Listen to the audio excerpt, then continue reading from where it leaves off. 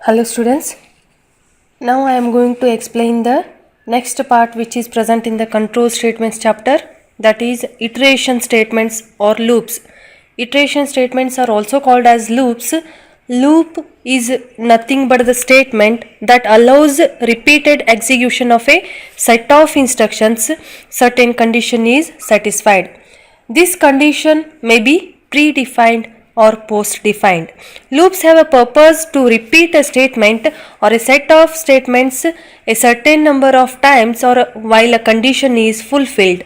When we execute some set of statements, those statements are to be executed until and unless the condition becomes false. When the condition becomes false, the control will come out from the transfer of that loop. Okay. Here there are three types of looping structures in C++. Those are while loop, do while loop, for loop. Okay, now I want to explain the first loop, that is while loop. This loop structure is also called as pre-tested looping structure. Pre-tested looping structure means test will be in the very first position before the execution of the set of statements. Okay, that is nothing but the pre-tested. This statement repeats the execution of a set of statements while the condition is true. When the condition becomes false, the control will transfer to the next executable lines, that is out of the while loop. Okay, the general form of an while loop is while within the bracket test condition bracket complete, and within the curly braces the set of statements are to be there. Those set of statements are called as block. Statement 1 to statement n. While you should write all WHILE in the shorthand letters, test condition which is present in the brackets. Okay, here the flowchart is there, that is condition question mark. Always the conditions are represented in the rhombus and set of statements are represented in the rectangle box. When check for the condition, if the condition becomes true, set of statements are to be executed until and unless repeatedly the condition becomes false. When the condition becomes false, the control will transfer to the next executable statements. ಇಲ್ಲಿ ನೋಡಿ, ಈಗ ನಾನು explain ಮಾಡ್ತಿರೋದು iteration statements ಅಂತ ಹೇಳಿ. Iteration ಸ್ಟೇಟ್ಮೆಂಟ್ಸನ್ನು ನಾನು loops ಅಂತಲೂ ಕರಿಬೋದು. ಲೂಪ್ ಅಂತಂದರೆ ಏನು? Repeated execution of A set of statements. ಅಂದರೆ ಸೆಟ್ ಆಫ್ ಸ್ಟೇಟ್ಮೆಂಟ್ಸನ್ನು ನಾನು ರಿಪೀಟೆಡ್ ಆಗಿ ಎಕ್ಸಿಕ್ಯೂಷನ್ ಮಾಡ್ತೀನಿ. ಎಷ್ಟು ಸತಿ ನಾನು ರಿಪೀಟೆಡ್ ಆಗಿ ಎಕ್ಸಿಕ್ಯೂಷನ್ ಮಾಡ್ತೀನಿ? ಟೆಸ್ಟ್ ಕಂಡೀಷನ್ ನನಗೆ ಫಾಲ್ಸ್ ಆಗೋವರೆಗೇನು ರಿಪೀಟೆಡ್ ಆಗಿ ಎಕ್ಸಿಕ್ಯೂಷನ್ ಮಾಡ್ತೀನಿ. ಟೆಸ್ಟ್ ಕಂಡೀಷನ್ ಫಾಲ್ಸ್ ಆಯಿತು ಅಂತಂದರೆ ನನಗೆ ಕರ್ಸರ್ ಏನಾಗಬೇಕು? ಹೊರಗಡೆ ಬರಬೇಕು. ಲೂಪ್ ಅಂದರೆ ವೈಲ್ ಲೂಪ್. ನಾನು ಫಸ್ಟ್ ನಿಮಗೆ ಎಕ್ಸ್ಪ್ಲೇನ್ ಮಾಡ್ತಿರೋದು ವೈಲ್ ಲೂಪ್, ಹೌದಾ? ಇದರಲ್ಲಿ 3 ಟೈಪ್ಸ್ ಇದ್ದಾವೆ. ಒಂದು ವೈಲ್ ಲೂಪ್, ಒಂದು ಡೂ ವೈಲ್ ಲೂಪ್, ಒಂದು ಫಾರ್ ಲೂಪ್. ವೈಲ್ ಲೂಪನ್ನು ಎಕ್ಸ್ಪ್ಲೇನ್ ಮಾಡ್ತಿದ್ದೀನಿ. ವೈಲ್ ಲೂಪ್ ಅಂತಂದರೆ ಏನು? Pre tested looping structure. Pre tested looping structure ಅಂತಂದರೆ ನಾನು ಮೊದಲಿಗೆ ಟೆಸ್ಟ್ ಕಂಡೀಷನನ್ನು ಚೆಕ್ ಮಾಡ್ತೀನಿ. ಟೆಸ್ಟ್ ಕಂಡೀಷನ್ ಟ್ರೂ ಇದ್ದರೆ ಮಾತ್ರ ನನಗೆ these set of statements are to be executed. ಅಂದರೆ ಸ್ಟೇಟ್ಮೆಂಟ್ 1 ಟು ಸ್ಟೇಟ್ಮೆಂಟ್ 10 ನನಗೇನಾಗಬೇಕು? ರಿಪೀಟೆಡ್ ಆಗಿ ಎಕ್ಸಿಕ್ಯೂಷನ್ ಆಗಬೇಕು. ಆ ಕಂಡೀಷನ್ ನನಗೆ ಫಾಲ್ಸ್ ಆಯಿತು ಅಂತಂದರೆ ಯಾವುದೇ ಸ್ಟೇಟ್ಮೆಂಟ್ಸ್ ನನಗಿಲ್ಲಿ ಎಕ್ಸಿಕ್ಯೂಷನ್ ಆಗಲ್ಲ, ನನಗೆ ಕರ್ಸರ್ ಹೊರಗಡೆ ಮೂಮೆಂಟ್ ಆಗುತ್ತೆ, ಹೌದಾ? ಪ್ರೀ ಟೆಸ್ಟೆಡ್ ಅಂದರೆ ಫಸ್ಟ್ ಆ್ಯಂಡ್ ಫಾರ್ಮಸ್ಟ್ ಕೆಲಸ ಏನು? ಟೆಸ್ಟ್ ಕಂಡೀಷನನ್ನು ಚೆಕ್ ಮಾಡ್ತೀವಿ. ಟೆಸ್ಟ್ ಕಂಡೀಷನ್ ಟ್ರೂ ಇದ್ದರೆ ಮಾತ್ರ ನನಗೆ ಸೆಟ್ ಆಫ್ ಸ್ಟೇಟ್ಮೆಂಟ್ಸ್ ಎಕ್ಸಿಕ್ಯೂಟ್ ಆಗ್ತವೆ. ಟೆಸ್ಟ್ ಕಂಡೀಷನ್ ಫಾಲ್ಸ್ ಇತ್ತು ಅಂತಂದರೆ ಯಾವುದೇ ಸೆಟ್ ಆಫ್ ಸ್ಟೇಟ್ಮೆಂಟ್ಸ್ ನನಗಿಲ್ಲಿ ಎಕ್ಸಿಕ್ಯೂಷನ್ ಆಗಲ್ಲ. That is nothing but pre tested loop structure. ಆಮೇಲೆ ಈ ಸೆಟ್ ಆಫ್ ಸ್ಟೇಟ್ಮೆಂಟ್ಸನ್ನು ನಾನು ಎಷ್ಟು ಟೈಮ್ಸ್ ರಿಪೀಟೆಡ್ಲಿ ಎಕ್ಸಿಕ್ಯೂಷನ್ ಮಾಡಬೇಕು? ಈ ಟೆಸ್ಟ್ ಕಂಡೀಷನ್ ಫಾಲ್ಸ್ ಆಗುವವರೆಗೂ ರಿಪೀಟೆಡ್ ಆಗಿ ಎಕ್ಸಿಕ್ಯೂಷನ್ ಮಾಡಬೇಕು. ಇಲ್ಲಿ ನಾವೇನು ರಿಪೀಟೆಡ್ ಆಗಿ ಎಕ್ಸಿಕ್ಯೂಷನ್ ಮಾಡ್ತೀವಿ, that is nothing but iteration statements or loops. Now I want to explain the program that is to find sum of digits in a given number with the help of while loop. Hash include iostream.h, hash include conio.h, hash include iomanip.h. These three are the header files. Iostream means input output stream, conio means console input output, iomanip means input output manipulations. Okay, endl and setw are comes under in the iomanip header file, and CLR, SCR and getChr comes under conio header file. Input cin and cout statements are comes under iostream means input output stream header file.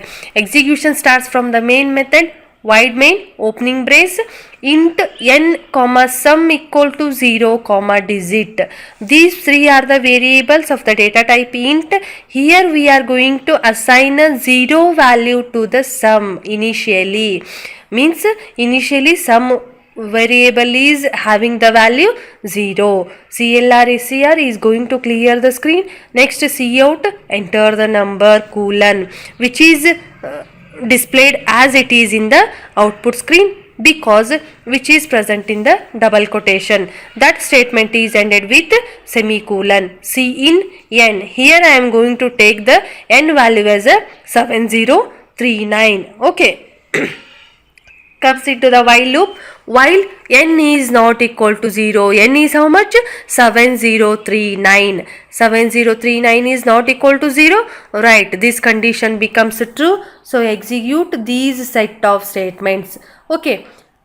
How many times these set of statements are to be executed? Until and unless this condition becomes false.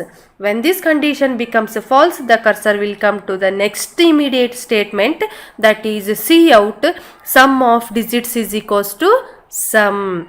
Here the set of statements are, first you should find the value of the digit with the help of the formula n mod 10. Next you should calculate the value of sum with the help of the formula sum plus digit. Already digit is calculated in the above statement.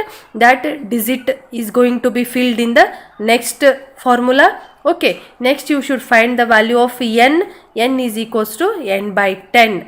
Means n is remains same in the 3 lines. You should repeat all these statements until and unless this condition becomes false. When this condition becomes false, the cursor will come to the next point. That point is going to be executed. Means that is the executable line. Next get ch, end of your program. ಇಲ್ಲಿ ನೋಡಿ, ನಾನು ಈಗ ಹೇಳ್ತಿರೋ program ಯಾವುದು ಅಂತಂದರೆ sum of digits. ಹೌದಾ, sum of digits ಅಂದರೆ ಏನು? ನಾನು ನಂಬರನ್ನು ಕೊಟ್ಟಿದ್ದೀನಿ. ಹೌದಾ, 7039 ಇದು ಒಂದು ಹೋಲ್ ನಂಬರ್. ಅಂದರೆ n is equals to 7039. n equal to 7039 ಅಲ್ಲಿ ಎಷ್ಟು ಡಿಜಿಟ್ಸ್ ಇವೆ? ನಿಮಗೆ 4 ಡಿಜಿಟ್ಸ್ ಇವೆ. ಹೌದಾ, ಈ 4 ಡಿಜಿಟ್ಸನ್ನು ನಾನು ಆ್ಯಡ್ ಮಾಡಿದರೆ ನನಗೆ ಏನಾಗಬೇಕು? ಆನ್ಸರ್ ಎಷ್ಟು ಬರಬೇಕಲ್ಲ, ಆ ವ್ಯಾಲ್ಯೂನ ಡಿಸ್ಪ್ಲೇ ಮಾಡೋ ಪ್ರೋಗ್ರಾಮನ್ನು ನಾನು ಇಲ್ಲಿ ಏನು ಮಾಡಿದ್ದೀನಿ, ಬರೆದಿದ್ದೀನಿ. ಅಂದರೆ 7 + 0 + 3 + 9 ನನಗೆ ಎಷ್ಟಾಗತ್ತೆ? 19 ಆಗತ್ತೆ. 7 + 3 is 10, 10 + 0 is 0, 0 + 19 is 19. Sorry, 10 + 0 is 0. Okay. Sorry, 7 + 0 is 7, 7 + 3 is 10, 10 + 9 is 19. Okay, sum of digits is equal to 19. ಇಲ್ಲಿ ನೋಡಿ, ಇನಿಷಿಯಲಿ ನಾನು ಸಮ್ ಈಸ್ ಈಕ್ವಲ್ಸ್ ಟು 0 ಅಂತ ಹೇಳಿ ತೊಗೊಂಡಿದ್ದೀನಿ. ಅಂದರೆ 0ನ ಸಮ್ ವೇರಿಯೇಬಲ್ಗೆ ಅಸೈನ್ ಮಾಡ್ತಿದ್ದೀವಿ ಅಂತ ಅರ್ಥ. ಅಂದರೆ ಇನಿಷಿಯಲಿ ನನಗೆ ಸಮ್ ಈಕ್ವಲ್ ಟು ಏನಿರುತ್ತೆ? ವ್ಯಾಲ್ಯೂ 0 ಇರುತ್ತೆ. ನೆಕ್ಸ್ಟ್ ಎನ್ ಅಂತ ಹೇಳಿ ಒಂದು ವೇರಿಯೇಬಲನ್ನು ತೊಗೊಂಡಿದ್ದೀನಿ, ಡಿಜಿಟ್ ಅಂತ ಹೇಳಿ ಒಂದು ವೇರಿಯೇಬಲನ್ನು ತೊಗೊಂಡಿದ್ದೀನಿ. ಹೌದಾ, ನೆಕ್ಸ್ಟ್ CLR, SCR ಏನು ಮಾಡುತ್ತೆ? ಸ್ಕ್ರೀನನ್ನು ಕ್ಲಿಯರ್ ಮಾಡುತ್ತೆ. ಹೌದಾ, ಎಂಟರ್ ದ ನಂಬರ್ ಕೂಲನ್, ಇದು ಡಬಲ್ ಕೊಟೇಷನ್ನಲ್ಲಿರೋದ್ರಿಂದ ನನಗೆ ಔಟ್ಪುಟ್ನಲ್ಲಿ ಆ್ಯಸ್ ಇಟ್ ಈಸ್ ಪ್ರಿಂಟ್ ಆಗುತ್ತೆ. Right, cin n equal to ನಾನು ಎಷ್ಟು ನಂಬರನ್ನು ತೊಗೊಂಡಿದ್ದೀನಿ? 7039. 7039 ವೈಲ್ ಕಂಡೀಷನ್ನಲ್ಲಿ ಅಪ್ಲೈ ಮಾಡಿ ನೋಡಬೇಕು. 7039 is not equal to 0, right, this condition becomes true. ಹೌದಾ? ಅಂದರೆ 7039 ನನಗೆ 0ಕ್ಕೆ ಈಕ್ವಲ್ ಇಲ್ಲ, ನಾಟ್ ಈಕ್ವಲ್ ಟು 0 ಇದೆ, ಆ ಕಂಡೀಷನ್ ಟ್ರೂ ಆಗತ್ತೆ. ಈಗ ನಾನು ಏನು ಮಾಡಬೇಕು, ಫಸ್ಟ್ ಲೈನ್ ಯಾವುದಿದೆ, digit equal to n mod 10. ಮಾಡ್ ಅಂತಂದರೆ ನಾನು ಏನು ಬರೀತೀನಿ, ವ್ಯಾಲ್ಯೂನ ಯಾವ್ದು ಬರಿಬೇಕು ಅಂತಂದರೆ ಮಾಡ್ ಅಂದಾಗ ರಿಮೈಂಡರ್ ಬರಿಬೇಕು. ಹೌದಾ? ರಿಮೈಂಡರ್ ಎಷ್ಟು ಉಳಿಯುತ್ತೆ ಅದನ್ನು ಬರಿಬೇಕು. Digit is equals to n mod 10. Next sum is equals to sum plus digit. ಸಮ್ಮಲ್ಲಿ 0 ತೊಗೊಂಡಿದ್ದೀನಿ ಇನಿಷಿಯಲಿ, ಪ್ಲಸ್ ಡಿಜಿಟ್ ಆಲ್ರೆಡಿ ನಾನು ಫೈಂಡ್ ಮಾಡಿರ್ತೀನಿ. ಹೌದಾ? ಹೇಗೆ, n mod 10 ಅಂತ ಹೇಳಿ n mod 10ನಲ್ಲಿ ವ್ಯಾಲ್ಯೂನ ಫಿಲ್ ಮಾಡಿದಾಗ ಆ ವ್ಯಾಲ್ಯೂನ ಅಲ್ಲಿ ಫಿಲ್ ಮಾಡಬೇಕು ಸೆಕೆಂಡ್ ಇಕ್ವೇಷನ್ನಲ್ಲಿ. Next divided by n is equals to n divided by 10 ಅಂತಂದರೆ n ಡಿವೈಡೆಡ್ ಬೈ 10 ಮಾಡಿದಾಗ ಆನ್ಸರ್ ಎಷ್ಟಾಗತ್ತೆ ಅದನ್ನು ಮತ್ತೆ n ಅಲ್ಲಿ ಫಿಲ್ ಮಾಡಬೇಕು. ಆವಾಗ ನಿಮಗೆ n ವ್ಯಾಲ್ಯೂ ಏನಾಗತ್ತೆ, ಚೇಂಜ್ ಆಗತ್ತೆ. 7039 ಇದ್ದಿದ್ದು ಚೇಂಜ್ ಆಗಿ ಆ n ವ್ಯಾಲ್ಯೂವನ್ನು ನೀವು ವಾಪಸ್ ಎಲ್ಲಿಗೆ ಹಾಕಬೇಕು, ವೈಲ್ ಲೂಪ್ನಲ್ಲಿ ಎಂಟ್ರ್ ಮಾಡಬೇಕು. ಆ ವೈಲ್ ಲೂಪ್ನಲ್ಲಿ ಎಂಟ್ರ್ ಮಾಡಿದಾಗ ಮತ್ತೆ ನೀವೇನು ಚೆಕ್ ಮಾಡಬೇಕು, that number is not equal to 0 ಅಂತೇಳಿ ಚೆಕ್ ಮಾಡಬೇಕು. ಮತ್ತೆ ಈ 3 ಸೆಟ್ ಆಫ್ ಸ್ಟೇಟ್ಮೆಂಟ್ಸ್ ನಿಮಗೆ ಎಕ್ಸಿಕ್ಯೂಟ್ ಆಗತ್ತೆ ರಿಪೀಟೆಡ್ಲಿ. ಎಷ್ಟು ಸತಿ ನೀವು ಅದನ್ನು ಎಕ್ಸಿಕ್ಯೂಟ್ ಮಾಡಬೇಕು ಅಂತಂದರೆ ನಿಮಗೆ n 0 ಬರುವವರೆಗೂ ಮಾತ್ರ ಎಕ್ಸಿಕ್ಯೂಟ್ ಮಾಡಬೇಕು. When n becomes 0, 0 is not equal to 0, that condition becomes false. ಆಗ ನಿಮಗೆ ಈ ಕಂಡೀಷನ್ ಫಾಲ್ಸ್ ಆಗತ್ತೆ. ವೈಲ್ ಕಂಡೀಷನ್ ಯಾವಾಗ ಫಾಲ್ಸ್ ಆಗುತ್ತೆ, ಅವಾಗ ನಿಮ್ಮ ಕರ್ಸರ್ ಹೊರಗಡೆ ಮೂಮೆಂಟ್ ಆಗುತ್ತೆ. ಎಲ್ಲಿಗೆ, ಸಿ ಔಟ್ ಸಮ್ ಆಫ್ ಡಿಜಿಟ್ಸಿಗೆ. ಹೌದಾ? ಆ ಎಕ್ಸಿಕ್ಯೂಟೇಬಲ್ ಲೈನ್ ಎಕ್ಸಿಕ್ಯೂಟ್ ಆಗುತ್ತೆ. Sum of digits is equals to ಅಂತ ಹೇಳಿ ಇಲ್ಲಿ ಬಂದಿದೆ ಆ್ಯಸ್ ಇಟ್ ಈಸ್, ಯಾಕಂದರೆ ನನಗದು ಡಬಲ್ ಕೊಟೇಶನ್ನಲ್ಲಿದೆ. ನೆಕ್ಸ್ಟ್ ನಾನು ಏನು ಪ್ರಿಂಟ್ ಮಾಡ್ತಿದ್ದೀನಿ ಅಂದರೆ ಸಮ್ ವೇರಿಯೇಬಲ್ದ ವ್ಯಾಲ್ಯೂನ ಪ್ರಿಂಟ್ ಮಾಡ್ತಿದ್ದೀನಿ. ಸಮ್ ವೇರಿಯೇಬಲ್ದ ವ್ಯಾಲ್ಯೂನ ಪ್ರಿಂಟ್ ಮಾಡಿದಾಗ ನಾನೇನು ಮಾಡಬೇಕು, ಸಮ್ನಲ್ಲಿರ್ತಕ್ಕಂಥ ವ್ಯಾಲ್ಯೂನ ಪ್ರಿಂಟ್ ಮಾಡಬೇಕು ಅಂತಂದರೆ ಈ ಸಮ್ ವೇರಿಯೇಬಲನ್ನು ಡಬಲ್ ಕೊಟೇಶನ್ನಲ್ಲಿ ಬರೆದಿಲ್ಲ.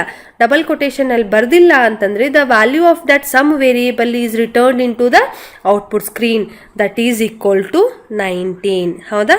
ಎಂಡಲ್ಲಿ ಬರೆದಿದ್ದೀನಿ, ಕರ್ಸರ್ ಮೂಮೆಂಟ್ ಆಗತ್ತೆ ನೆಕ್ಸ್ಟ್ ಲೈನಿಗೆ ಆಟೋಮೆಟಿಕ್ಕಾಗಿ. ನೆಕ್ಸ್ಟ್ ಗೆಟ್ ಸಿ ಎಚ್ ಇದೆ ಅಂದರೆ end of your program. Next closing brace ಇದೆ. ಹೌದಾ? ಇದು ಸಮ್ ಆಫ್ ಡಿಜಿಟ್ಸನ್ನು ಫೈಂಡ್ ಔಟ್ ಮಾಡೋದು program with help of while loop. Okay, now I am going to explain the another program which is related for while loop again. Okay, that is to print a number in descending order. What is the meaning of descending order? From largest number to smallest number we are arranging the numbers. Okay, that is nothing but the descending order. ದೊಡ್ಡ ನಂಬರ್ದಿಂದ ಸಣ್ಣ ನಂಬರ್ವರೆಗೂ ನಾವು ನಂಬರ್ಸನ್ನು arrange ಮಾಡ್ತೀವಿ, largest number two smallest numbers. ಆ ರೀತಿ ನಾವು ನಂಬರ್ಸನ್ನು ಆರ್ಡರ್ನಲ್ಲಿ ಬರೀಬೇಕಾಗಿತ್ತು ಅಂದಾಗ ಈ ಪ್ರೋಗ್ರಾಮನ್ನು ಯೂಸ್ ಮಾಡ್ತೀವಿ. ಹೌದಾ?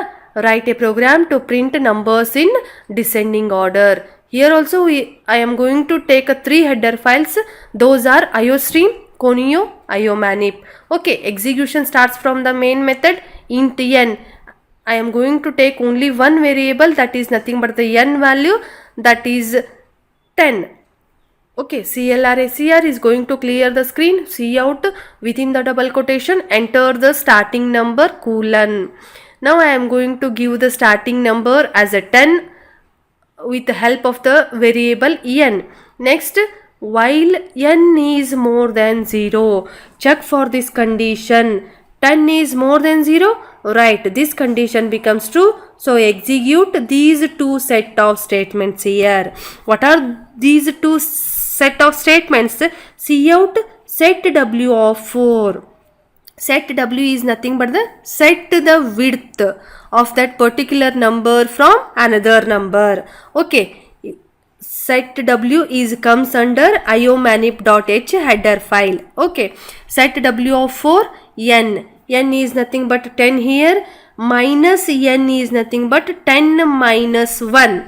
Okay, 10 minus 1 is nothing but 9. Again you should go for the while loop. 9 is greater than 0, right, execute these 2 set of statements again. How many times these two set of statements are to be executed? Until and unless this condition becomes false. Decrement the value 10 by 9 by 8 by 7 by 6 by 5 by 4 by 3 by 2 by 1 by 0. When n becomes 0, again you should check the condition. 0 is more than 0. No, this condition becomes false. When this condition becomes false, the cursor will come to the end of that while loop. Next executable lines are to be executed. Which are the next executable lines here? Cout within the double quotation end of loop /n. Okay, that is going to be printed as it is in the output screen because which is present in the double quotation, right? Next, get ch end of your program, closing brace. This is the program to print numbers in descending order. ಇಲ್ಲಿ ನೋಡಿ, ಈ ಪ್ರೋಗ್ರಾಮನ್ನು ನಾನು ಬರೆದಿರೋದು ಯಾಕೆ ಅಂತಂದರೆ the ನಂಬರ್ಸನ್ನು descending ಆರ್ಡರ್ನಲ್ಲಿ print ಮಾಡೋದು. ಅಂದರೆ ನಾನು ಒಂದು ಲಿಮಿಟ್ ಕೊಟ್ಟಿರ್ತೀನಿ, ಸ್ಟಾರ್ಟಿಂಗ್ ನಂಬರ್ ಕೊಟ್ಟಿರ್ತೀನಿ. ಸ್ಟಾರ್ಟಿಂಗ್ ನಂಬರ್ ನಾನು ಸಪೋಸ್ 10 ಅಂತ ಹೇಳಿ ಕೊಟ್ಟಿದ್ದೆ ಅಂತಂದರೆ 10ದಿಂದ ನನಗೆ ಡಿಸೆಂಡಿಂಗ್ ಆರ್ಡರ್ ವ್ಯಾಲ್ಯೂಸ್ ಎಷ್ಟು ಬರ್ತವೆ? 10, 9, 8, 7, 6, 5, 4, 3, 2, 1 ಅಪ್ ಟು ಸೊ ಆನ್. ನನ್ನ ಕಂಡೀಷನ್ ಎಲ್ಲಿವರೆಗೂ ಹಾಕಿರ್ತೀನಲ್ಲ ಅಲ್ಲಿವರೆಗೂ ನನಗೆ ಏನಾಗಬೇಕು? ಆ ನಂಬರ್ಸ್ ಪ್ರಿಂಟ್ ಆಗಬೇಕು. ಹೌದಾ? ಅದಕ್ಕೆ ನಾನು ಪ್ರೋಗ್ರಾಮನ್ನು ಬರ್ತಿದ್ದೀನಿ with help of while loop. ಹೌದಾ? ವೈಲ್ ಲೂಪನ್ನು ಯೂಸ್ ಮಾಡ್ಕೊಂಡು ಬರ್ತಿದ್ದೀನಿ. ಎಕ್ಸಿಕ್ಯೂಷನ್ ಎಲ್ಲಿದಿಂದ ಸ್ಟಾರ್ಟ್ ಆಗಬೇಕು? ವೈಡ್ ಮೇನ್ದಿಂದ ಸ್ಟಾರ್ಟ್ ಆಗಬೇಕು. ಡಿಸೆಂಡಿಂಗ್ ಆರ್ಡರ್ ಅಂತಂದರೆ ಏನು? ಲಾರ್ಜ್ ನಂಬರ್ದಿಂದ ಸ್ಮಾಲೆಸ್ಟ್ ನಂಬರ್ ತನಕನೂ ನಂಬರ್ಸನ್ನು ಅರೇಂಜ್ ಮಾಡೋದು. ಹೌದಾ? ಅಲ್ಲಿ ನಾನು ಒಂದೇ ಒಂದು ವೇರಿಯೇಬಲ್ ತೊಗೊಂಡಿದ್ದೀನಿ, ಯಾಕಂದರೆ ಸ್ಟಾರ್ಟಿಂಗ್ ನಂಬರ್ ಅಷ್ಟು ತೊಗೊಂಡ್ರೆ ಸಾಕು ನನಗೆ. ನಾನು ಆ ಸ್ಟಾರ್ಟಿಂಗ್ ನಂಬರ್ದಿಂದ ನಂಬರನ್ನು ಡಿಕ್ರಿಮೆಂಟ್ ಮಾಡ್ತಾ ಹೋಗ್ತಿದ್ದೀನಿ. n ಮೈನಸ್ ಎನ್ ಅಂತಂದರೆ n = n-1 ಅಂತ ಅರ್ಥ. ಅಂದರೆ ನೀವು ತೊಗೊಂಡಿರ್ತಕ್ಕಂಥ ನಂಬರನ್ನು -1 ಮಾಡ್ತಾ ಡಿಕ್ರಿಮೆಂಟ್ ಮಾಡ್ತಾ ಹೋಗಬೇಕು. ಹೌದಾ? ನಾನು ಏನು ಮಾಡಿದ್ದೀನಿ? ಎಂಟರಿಂಗ್ ದ ಸ್ಟಾರ್ಟಿಂಗ್ ನಂಬರ್ 10 ಅಂತ ಹೇಳಿ ಕನ್ಸಿಡರ್ ಮಾಡ್ಕೊಂಡಿದ್ದೀನಿ. ಅದನ್ನು ಮೊದಲಿಗೆ ವೈಲ್ ಕಂಡೀಷನ್ನಲ್ಲಿ ಚೆಕ್ ಮಾಡ್ತಿದ್ದೀನಿ. 10 ಈಸ್ ಗ್ರೇಟರ್ ದೆನ್ 0. ಹೌದು, 10 0ಕ್ಕಿಂತಲ ದೊಡ್ಡ ನಂಬರ್ ಇದೆ, ಅಂದರೆ 10 ಈಸ್ ಗ್ರೇಟರ್ ದೆನ್ 0. ಅದು ಟ್ರೂ ಆಯಿತು. ಈಗ ನಾನು ಏನು ಮಾಡಬೇಕು? ಸೆಟ್ W(4) ಅಂತಂದರೆ ಒಂದು ನಂಬರ್ ಆದಿಂದ ಇನ್ನೊಂದು ನಂಬರಿಗೆ ಇನ್ ಬಿಟ್ವೀನ್ ಎಷ್ಟು ಸ್ಪೇಸನ್ನು ಬಿಡಬೇಕು ಅನ್ನೋದು ಸೆಟ್ W ಹೇಳುತ್ತೆ. ಅಂದರೆ set the width in between 2 numbers. How much is the width for those 2 numbers ಅನ್ನೋದ ಹೇಳೋದೇನು? Set W function. ಹೌದಾ? ಅಲ್ಲಿ ನಾನು 4 ಅಂತ ಹೇಳಿ ಬರ್ದಿದ್ದೀನಿ. ಅಂದರೆ 4 ಸ್ಪೇಸಸ್ ಬಿಟ್ಟು ಮತ್ತೊಂದು ನಂಬರ್ ನನಗೆ ಏನಾಗಬೇಕು? ಪ್ರಿಂಟ್ ಆಗಬೇಕು.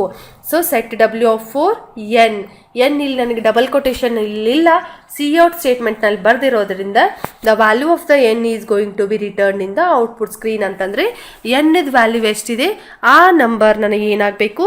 ಪ್ರಿಂಟ್ ಆಗಬೇಕು. ಹೌದಾ? ಮೊದಲಿಗೆ ಪ್ರಿಂಟ್ ಆಗತ್ತೆ. ನಾನು ಮೊದಲ ನಂಬರ್ ಏನು ತೊಗೊಂಡಿದ್ದೀನಿ? 10 ಅಂತ ಹೇಳಿ ತೊಗೊಂಡಿದ್ದೀನಿ. ಆ 10 ನನಗೆ ಪ್ರಿಂಟ್ ಆಗತ್ತೆ. ಪ್ರಿಂಟ್ ಆದ ನಂತರ ನಾನು ಏನು ಮಾಡ್ತೀನಿ? ಅದನ್ನು ಡಿಕ್ರಿಮೆಂಟ್ ಮಾಡ್ತೀನಿ, ಅಂದರೆ -n ಮಾಡ್ತೀನಿ. 10 - 1 ಅಂತಂದರೆ ಏನಾಗತ್ತೆ? 9 ಆಗತ್ತೆ. ಆಮೇಲೆ ಮತ್ತೆ ವೈಲ್ ಲೂಪಿಗೆ ಹೋಗ್ತೀನಿ. 9 ಈಸ್ ಗ್ರೇಟರ್ ದೆನ್ 0 ಚೆಕ್ ಮಾಡ್ತೀನಿ. 9 ಈಸ್ ಗ್ರೇಟರ್ ದೆನ್ 0 ಚೆಕ್ ಆಗತ್ತೆ. ಹೌದಾ? That condition also becomes true. ಅದು ಟ್ರೂ ಆಗಿ ನೆಕ್ಸ್ಟ್ ಮತ್ತೆ ದೀಸ್ 2 ಸೆಟ್ ಆಫ್ ಸ್ಟೇಟ್ಮೆಂಟ್ಸ್ ಏನಾಗಬೇಕು? ಎಕ್ಸಿಕ್ಯೂಟ್ ಆಗಬೇಕು. ಮತ್ತೆ n ಪ್ರಿಂಟ್ ಮಾಡ್ತೀನಿ. 9 ಆಗತ್ತೆ. ಹೌದಾ? ಪ್ರಿಂಟ್ ಆಗತ್ತೆ. ಆಮೇಲೆ ಏನಾಗುತ್ತೆ? ಡಿಕ್ರಿಮೆಂಟ್ ಆಗುತ್ತೆ. 9 - 1 ಏನಾಗುತ್ತೆ? 8. ಅದೇ ರೀತಿ ಅಪ್ ಟು ಸೊ ಆನ್ 1ವರೆಗೂ ಮಾಡ್ತೀನಿ. 1 is also greater than 0. Right, this condition becomes true. So execute next these 2 set of statements. 1 print ಮಾಡ್ತೀನಿ. 1 -1 ಅಂತಂದಾಗ ನನಗೆ ವ್ಯಾಲ್ಯೂ 0 ಆಗುತ್ತೆ. Check for the condition again. While 0 is greater than 0. ಇಲ್ಲ, 0 is greater than 0. ನನಗೆ ಆ condition falls ಆಗೋದ್ರಿಂದ ಆ set of statements ನನಗೆ ಎಕ್ಸಿಕ್ಯೂಟ್ ಆಗಲ್ಲ. ನಾನು ವೈಲ್ ಲೂಪ್ನಿಂದ ಹೊರಗಡೆ ಬರ್ತೀನಿ. ಹೊರಗಡೆ ಬಂದಾಗ ನೆಕ್ಸ್ಟ್ ಎಕ್ಸಿಕ್ಯೂಟೇಬಲ್ ಸ್ಟೇಟ್ಮೆಂಟ್ ಏನಿದೆ ನನಗೆ? ಎಂಡ್ ಆಫ್ ಲೂಪ್ ಅಂಥೇಳಿ ಡಬಲ್ ಕೊಟೇಷನ್ನಲ್ಲಿರೋದ್ರಿಂದ ಅದನ್ನು ಆ್ಯಸ್ ಇಟ್ ಈಸ್ ಪ್ರಿಂಟ್ ಮಾಡ್ತೀನಿ. ನೆಕ್ಸ್ಟ್ ಗೆಟ್ ch ಇದೆ. ಎಂಡ್ ಆಫ್ ದ ಪ್ರೋಗ್ರಾಮ್, ಹೌದಾ, ಆ ಪ್ರೋಗ್ರಾಮನ್ನು ಎಂಡ್ ಮಾಡ್ತೀನಿ with the help of closing brace. This is the program to print numbers in descending order. These two programs are related for while loop. Right. Next, I would like to explain do while loop, that is second looping statement. Okay, this looping structure is also called as pre-tested loop structure. The test the loop condition at the beginning in the while loop, but in the do while loop it checks the condition after the execution of the statement. This is means that a do while loop always executes at least once. Its functionality is exactly the same as the while loop, but that the condition in the do while loop is evaluated after the execution of the statement instead of before. Okay. This looping structure is having the same working nature of the while loop, but here one difference is there, that is in the while loop first we should check the condition. If that condition becomes true, then only the set of statements are to be executed, but in the do while the set of statements are executed first at once, then last stage we should check the condition. If that condition becomes true, then the set of statements are repeatedly executed until and unless the condition becomes false. If the condition becomes false, the statements are executed once. Okay, this is nothing but the do while loop. ಇಲ್ಲಿ ನೋಡಿ, do while loop ನಲ್ಲಿ ನಾನು ಏನು ಹೇಳ್ತಿದ್ದೀನಿ ಅಂತಂದರೆ ಇದು post tested loop structure. ಹೌದಾ, ನಾವು ಪೋಸ್ಟ್ ಟೆಸ್ಟೆಡ್ ಲೂಪ್ ಸ್ಟ್ರಕ್ಚರ್ ಅಂತ ಯಾಕೆ ಕರಿತೀವಿ ಅಂತಂದರೆ ವೈಲ್ ಟೆಸ್ಟ್ ಕಂಡೀಷನನ್ನು ನಾನು ಲಾಸ್ಟ್ಗೆ ಬರ್ತಿದ್ದೀನಿ. ಅಂದರೆ ನಾನು ಫಸ್ಟ್ ಸ್ಟೇಟ್ಮೆಂಟ್ಸನ್ನು ಒಂದು ಸತಿ ಎಕ್ಸಿಕ್ಯೂಟ್ ಮಾಡ್ತೀನಿ. Either it may be A true or false. ನನಗದು ಟ್ರೂ ಇರಲಿ ಅಥವಾ ಫಾಲ್ಸ್ ಇರಲಿ, ನಾನು ಸೆಟ್ ಆಫ್ ಸ್ಟೇಟ್ಮೆಂಟ್ಸನ್ನು ಒಂದು ಸತಿ ಎಕ್ಸಿಕ್ಯೂಟ್ ಮಾಡ್ತೀನಿ. ಸೆಟ್ ಆಫ್ ಸ್ಟೇಟ್ಮೆಂಟ್ಸ್ ಒಂದು ಸತಿ ಎಕ್ಸಿಕ್ಯೂಟ್ ಆದ ನಂತರ ನಾನು ಟೆಸ್ಟ್ ಕಂಡೀಷನನ್ನು ಚೆಕ್ ಮಾಡ್ತೀನಿ. ಟೆಸ್ಟ್ ಕಂಡೀಷನ್ ಟ್ರೂ ಇದ್ದರೆ ವಾಪಸ್ ನನಗೆ ಸೆಟ್ ಆಫ್ ಸ್ಟೇಟ್ಮೆಂಟ್ಸ್ ರಿಪೀಟೆಡ್ ಆಗಿ ಎಕ್ಸಿಕ್ಯೂಟ್ ಆಗಬೇಕು. ಟೆಸ್ಟ್ ಆಫ್ ಕಂಡೀಷನ್ ಫಾಲ್ಸ್ ಇತ್ತು ಅಂತಂದರೆ ಈ ಸ್ಟೇಟ್ಮೆಂಟ್ ಒಂದು ಸತಿ ಎಕ್ಸಿಕ್ಯೂಟ್ ಆಗಿರ್ತವೆ, ನನಗೆ ಮತ್ತೊಂದು ಸತಿ ಎಕ್ಸಿಕ್ಯೂಷನ್ ಮಾಡೋಕ್ಕೆ ಅಲೌ ಮಾಡೋಂಗಿಲ್ಲ.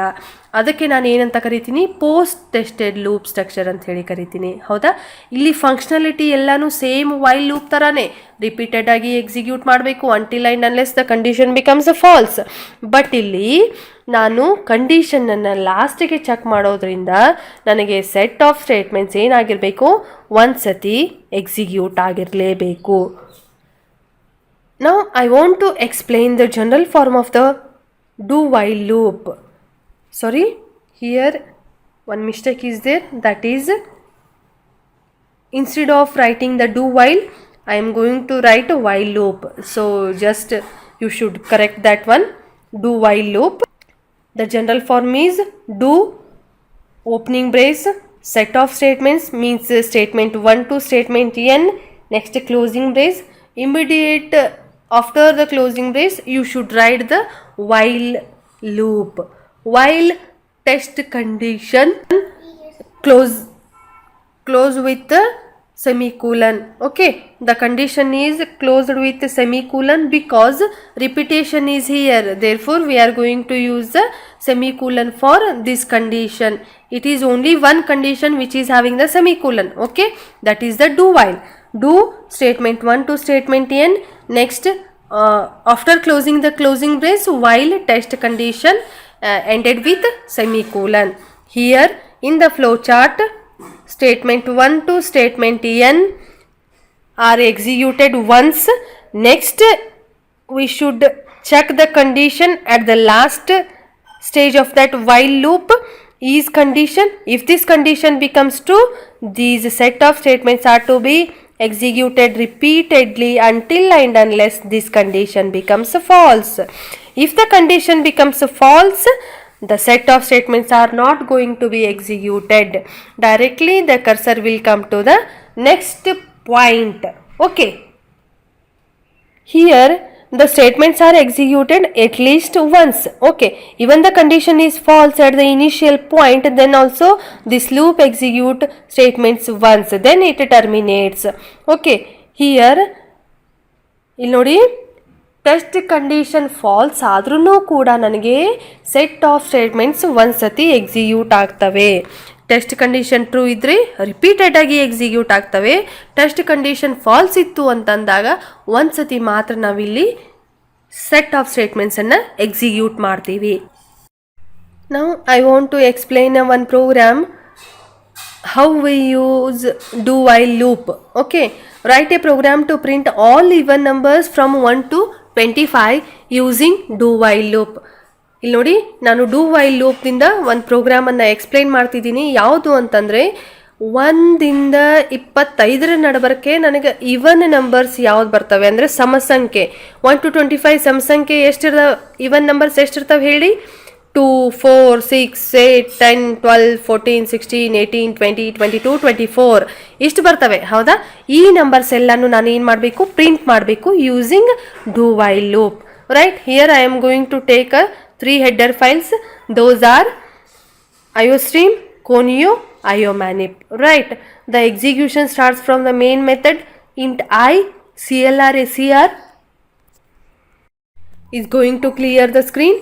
Now I should initiate the value I is equals to 2. 2 value is assigned for the variable I. Next do cout set w of 4. Next I should be printed, means the value of the I is going to be printed in the output screen. Next I is equals to I plus 2. Now I becomes 4 because initially I is equals to 2. 2 plus 2 is equals to 4. I is equals to 4. Next you should check the condition here. 4 is less than or equal to 25. Right, this condition becomes true. Execute these two set of statements are to be repeatedly until and unless this condition becomes false. Okay, now I becomes 4. 4 is going to be printed in the output screen. 4 plus 2 is 6. Again 6 is less than or equal to 25. You should go for the while loop, means do while loop. Again these two set of statements are to be executed. 6 is going to be printed in the output screen. 6 plus 2 is 8. 8 is less than or equal to 25. Right, 8 is going to be printed. 8 plus 2, 10. 10 is going to be printed. 10 is less than or equal to 25. Right, 10 is going to be printed already. 10 plus 2 is 12. 12 is going to be printed while checking 12 is less than or equal to 25. ಇದೇ ರೀತಿ ನಾನೇನು ಮಾಡ್ತಾ ಹೋಗಬೇಕು, ಎಲ್ಲಿವರೆಗಿನೂ ಈ ಕಂಡೀಷನನ್ನು check ಮಾಡಬೇಕು ಅಂತಂದರೆ ಈ condition ನನಗೆ ಫಾಲ್ಸ್ ಆಗುವವರೆಗಿನೂ ಚೆಕ್ ಮಾಡಬೇಕು. ಈ ಕಂಡೀಷನ್ ಯಾವಾಗ ಫಾಲ್ಸ್ ಆಗುತ್ತೆ? Now I becomes 26. ಇಲ್ಲಿ ನೋಡಿ, 24 ಡಿಸ್ಪ್ಲೇ ಮಾಡ್ತೀವಿ. 24 ಪ್ಲಸ್ 2 ಎಷ್ಟಾಗತ್ತೆ? 26 ಆಗುತ್ತೆ. 26 is less than or equal to 25? No, this condition becomes false. When this condition becomes false, you should come out from the do while structure. Next executable line is get ch end of your program. Okay, ಈಗ ನನಗೆ output ಸ್ಕ್ರೀನಲ್ಲಿ ಯಾವ್ದು numbers print ಆಗಿದ್ದಾವೆ? 2, 4, 6, 8, 10, 12, 14, 16, 18, 20, 24, 22, 24. These all are even numbers within 1 to 25 range. ಇದು ಏನು? 1 to 25 using do while loop ನಾನು program ಬರೆದಿರೋದು. ಹೌದಾ? ಈ ಪ್ರೋಗ್ರಾಮ್ನಲ್ಲಿ ನಾನೇನು ಹೇಳಿದ್ದೀನಿ? ವೈಲ್ ಕಂಡೀಷನ್ ನನಗೆ ಟ್ರೂ ಆಗುತ್ತೆ ಅಥವಾ ಫಾಲ್ಸ್ ಆಗುತ್ತೆ, ಅದು secondary. If this condition becomes true or false, the set of statements are to be executed once. If the condition becomes true, then those set of statements are executed repeatedly until and unless the condition becomes false. ಆ condition false ಆದಾಗ ನನಗೆ ಆ set of statements repeated ಆಗಿ execute ಆಗಲ್ಲ. ಎಲ್ಲಿವರೆಗೂ true ಇರುತ್ತೆ ಅಲ್ಲಿವರೆಗೂ set of statements repeated ಆಗಿ ಎಕ್ಸಿಕ್ಯೂಟ್ ಆಗಬೇಕು. ಯಾವಾಗ ನನ್ನ ಕಂಡೀಷನ್ ಫಾಲ್ಸ್ ಆಗುತ್ತೆ ಆವಾಗ ಸೆಟ್ ಆಫ್ ಸ್ಟೇಟ್ಮೆಂಟ್ಸನ್ನು ನಾನು ಎಕ್ಸಿಕ್ಯೂಟ್ ಮಾಡೋ ಹಾಗಿಲ್ಲ. ಹೌದಾ? ಬಟ್ ಇಲ್ಲಿ ನನಗೆ ವೈಲ್ ಲೂಪ್ ಫಾಲ್ಸ್ ಇದ್ರೂ ಕೂಡ ಒಂದು ಸತಿ ಆ ಸೆಟ್ ಆಫ್ ಸ್ಟೇಟ್ಮೆಂಟ್ಸ್ ಎಕ್ಸಿಕ್ಯೂಟ್ ಆಗ್ತವೆ. ಯಾಕಂದರೆ this is nothing but post tested loop structure. ಇದನ್ನು ನಾವು ಪೋಸ್ಟ್ ಟೆಸ್ಟೆಡ್ ಲೂಪ್ ಸ್ಟ್ರಕ್ಚರ್ ಅಂಥೇಳಿ ಬರೆಯೋದ್ರಿಂದ ಅಲ್ಲಿ ವೈಲ್ ಕಂಡೀಷನನ್ನು ಲಾಸ್ಟಿಗೆ ಬರೆದಿರ್ತೀವಿ. ಸೊ ಲಾಸ್ಟಿಗೆ ಬರೆದಿರೋದ್ರಿಂದ ಒಂದು ಸತಿ ನನಗೆ ಸ್ಟೇಟ್ಮೆಂಟ್ಸ್ ಎಕ್ಸಿಕ್ಯೂಟ್ ಆಗುತ್ತೆ. ಹೌದಾ? ಓಕೆ.